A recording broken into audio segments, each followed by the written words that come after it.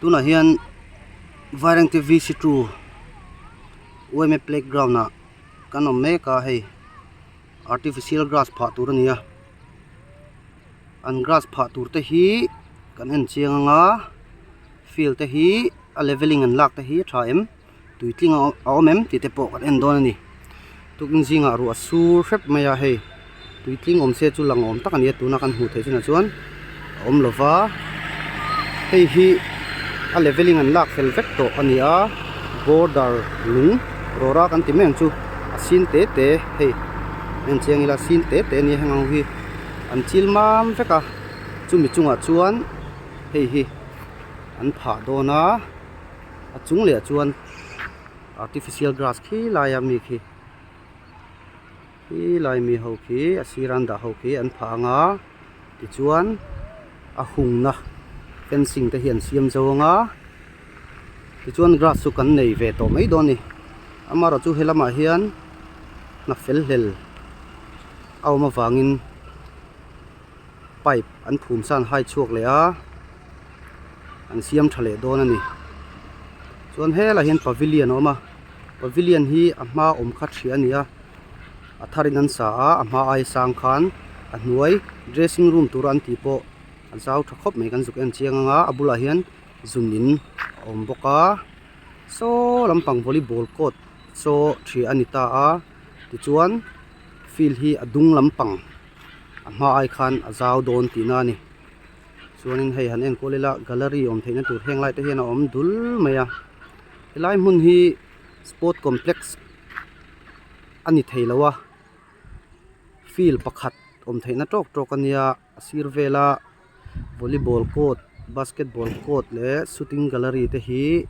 field puitling tak gallery pa ngai tak kan siam don chuan heng te hi ala hnok mai the ani amaro chu mun te in dai lo wangin le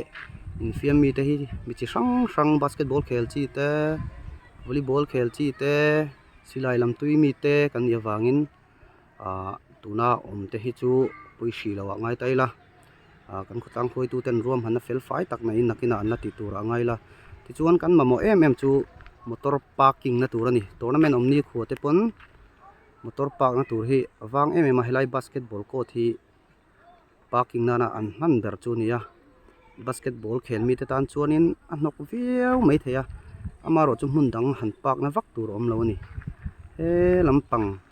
hi gallery lo siam don po ni se a thlang hi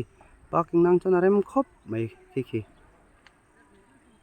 chuan hela hin shooting gallery oma na thok tu te hin riaka kan khutla nga hian fel tak kanom treu line na then na thok te lo ti buai tok te hin lo om thina hetiang the ti lo ram framila kan khutlang ta na thok an nia ba ka helai pe chu kholum em mani sa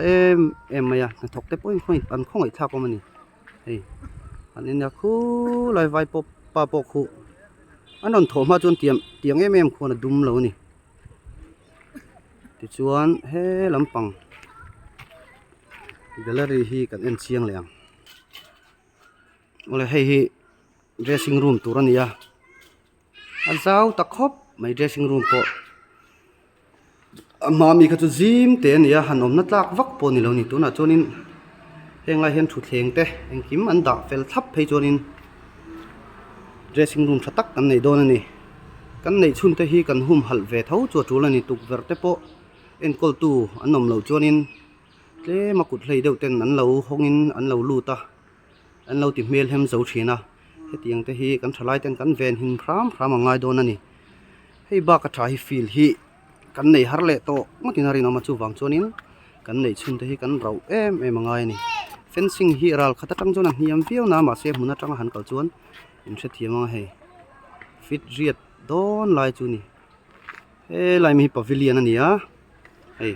amma mi ai ka chuna sang ta dor mai ti chuanin he lampang volleyball court om thin kha an thiat ta a goal ban hi an tol hnuanga adung hi an sau sot bok don ani nuam to don hle mai grass kanan pha hring hmul langa in khel tur nen thala tur nen exer la tur nen no pang in fiam tur nen atir chu na chang chiat thak viau mai the ma ro chu kan khutlang fuai tu te le fil and call tu ten room hana fel fai tak na in engkim man siam fel tura ngai la chuan na thok te poi hei an ha ve to bok aniang an dum ve ka mati tur ania lai hei chen chon an bial nu te pon ngai ve thin aniang lại bôi chip ruột bọc hạt ở mà đi mà lệ anh lấy hin phải lẽ mẹ mà tiền đi sen săn nuôi à anh thọc về ngar ngar lộ này chuan đi mà xe la mà rồi cho anh thấy cần phim những xiêm sắc tu te anh đi á cần thay lại te po hiền cụt thặc này nó lâu măng lâu khám khám mi lạ trâu mẹ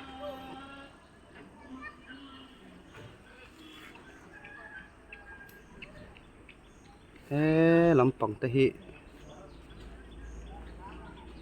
thăng lắm bằng hi lấy vét là nia anh tin nghe ruột sùn hona bol bút per teu chungin ras thiang lim teu kha kan vara bal ngal don nge englai te hi chun chi nge ti te po hi kan soi tu ten an langai tu fel zel tu ra ngai tai la tuna chuan tuitling pakhat ma mu tu rom to hri lova in khel lai po a tuya tang lo mo le ti kha om to don lova za zel vak om to don lo ni thiam lo chu a hriat to mai don ni artificial grass kan nei anga thang thar te po tun ai na sa zokin anin pu changa he ai level sang zok kan thlen te po be sei omani tournament lian ai zol lampanga tournament te po kan fight anga champion thei kan ni vai te hian players kan nei tha thei em ma amaro chu khopui lama kan khel chuat le me ma wang hianin kan thleng sang thin lova tuna chuan hei artificial grass noya ga han practice anga sang tak kan thleng tura kan be sei ni